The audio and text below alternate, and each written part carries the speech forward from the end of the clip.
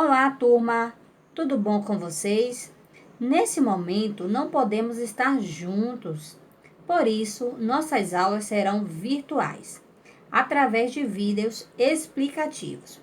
Nossa aula de hoje é sobre a água. A água é um elemento essencial na vida das pessoas, dos animais e das plantas. Ela é um recurso natural do nosso planeta. Na sua forma natural, ela é líquida, não tem gosto, não tem cheiro e nem tem cor. É a água que dá vida ao planeta, e sem ela, os seres vivos não conseguiriam sobreviver.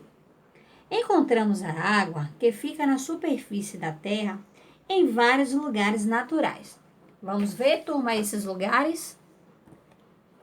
Aqui nessa imagem, temos uma cachoeira. Então, vamos observar, tá? Todos os elementos, ó. A água caindo aqui em cima das pedras.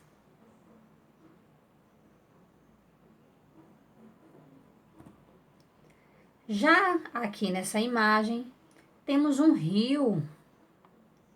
Então, ó. Ao lado, a vegetação. E o rio aqui, ó. Já nessa imagem, temos uma gruta. Bem diferente, né, turma? Essa estrutura aqui, ó, ela é feita de rochas, né? Pedras. Que é bem fechado, ó. Essa estrutura. Aqui é um igarapés. Então, observem, ó. Que ao redor, né? Existem várias plantas, árvores e dentro da água também.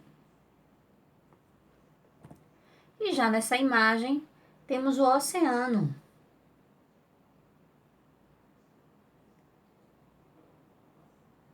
Então, observem, ó.